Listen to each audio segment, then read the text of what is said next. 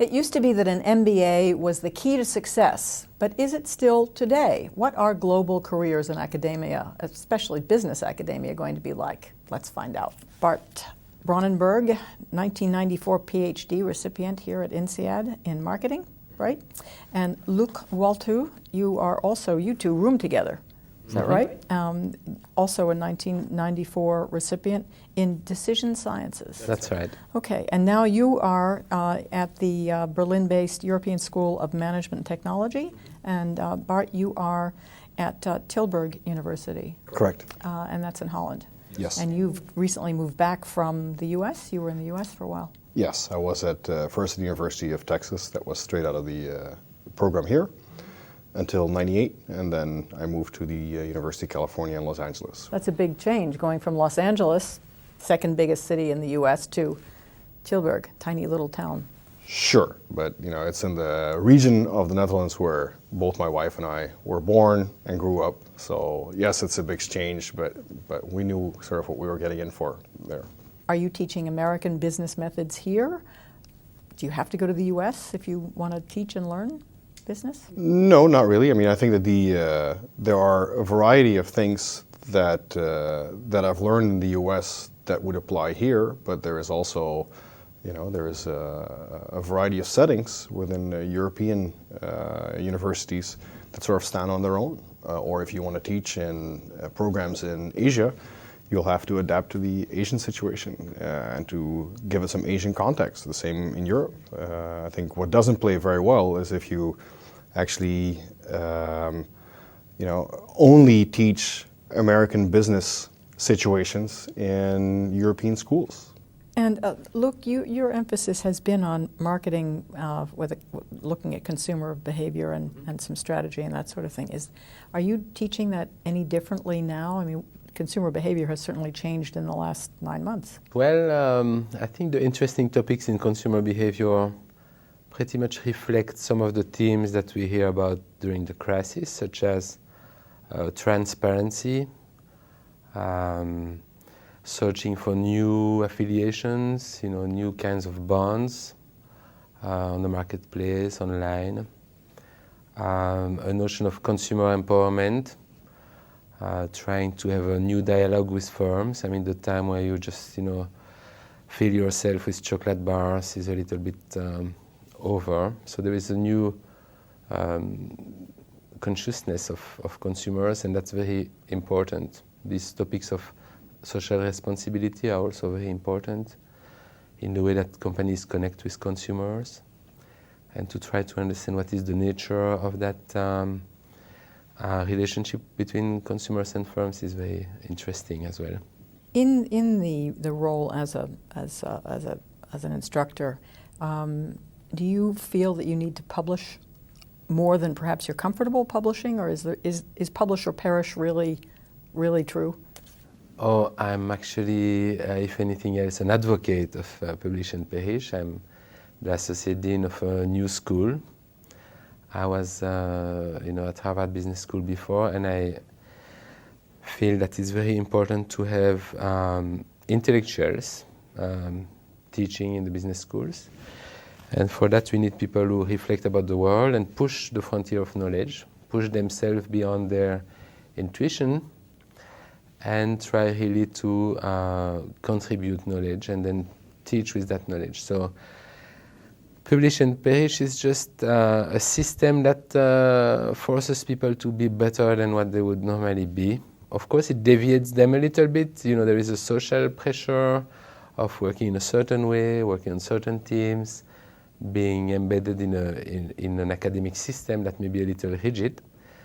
But that's the cost, and the benefit of that system is that people are really pushed beyond their limits. And even now, where I'm very busy with administrative tasks and teaching a lot, I'm doing more research than before. Collaborative research is the flavor of the month. I'm collaborating with people back in the States.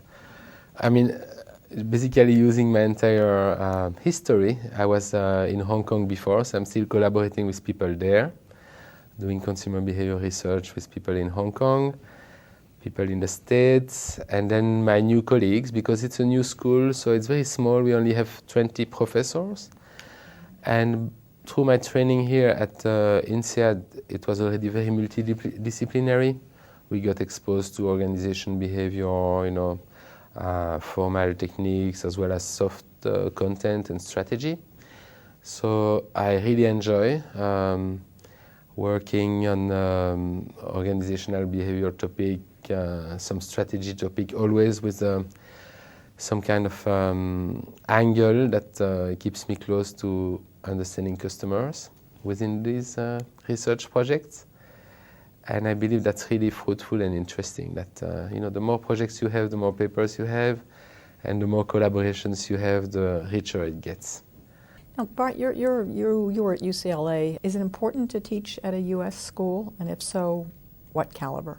Important? No, but it was a lot of fun.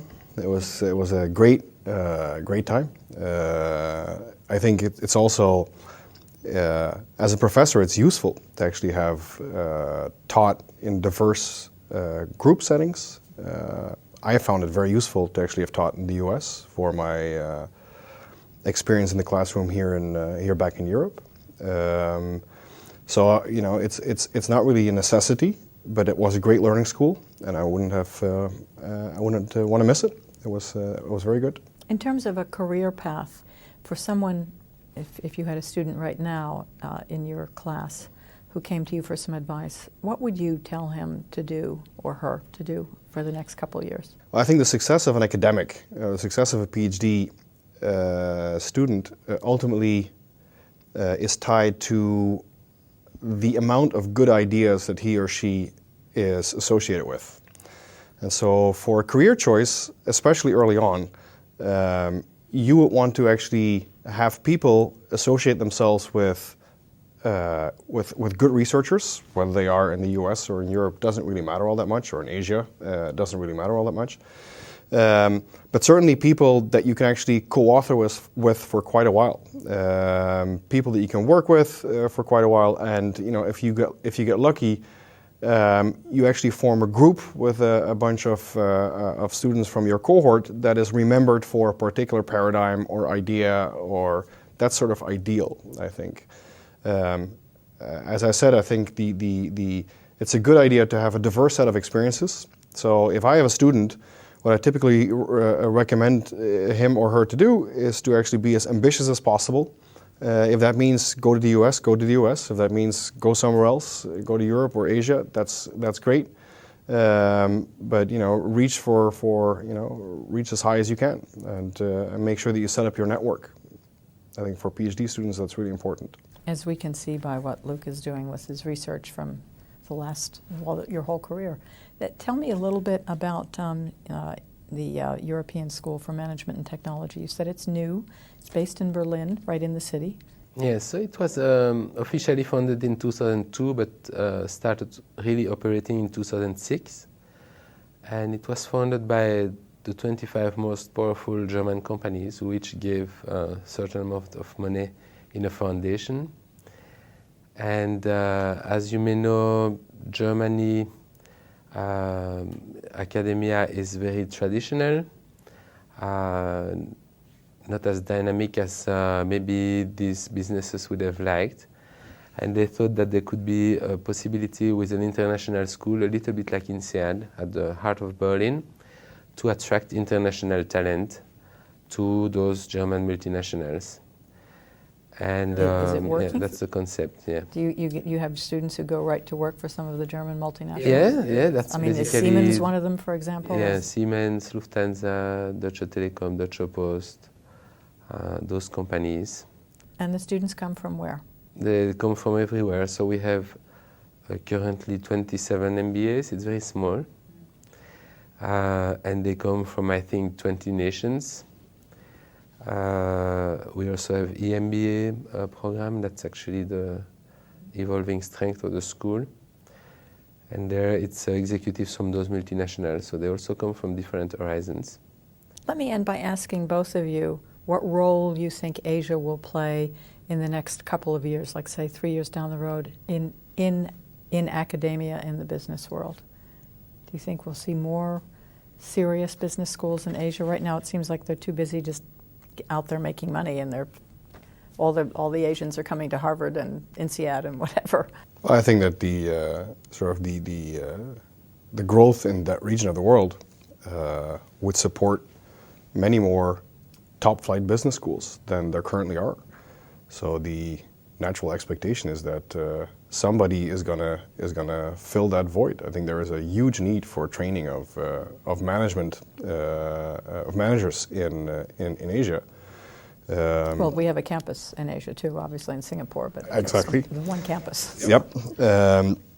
But so I think that that you'll see that the business education market in Asia is gonna grow by leaps and bounds still. I think these countries, China, Korea, Japan, certainly India as well, they have very traditional academics as well, a little bit the same handicap that Germany had for a long time. So it's a matter of schools like SEABS, the schools of Singapore, not only INSEAD but others, who are a little bit more American in their model in a way. I mean, this is, they might contribute something specific, but in the meantime, that's really what needs to be done. These schools with a very productive, performance-oriented system will really attract all the bright minds of these countries, and they also have splendid industries, so I don't see any reason why that wouldn't be booming even more, because it's already in good shape, I think. The teachers will follow the need there in that case. Mm-hmm. Right. Gentlemen, thank you for being with us. You're welcome. It's our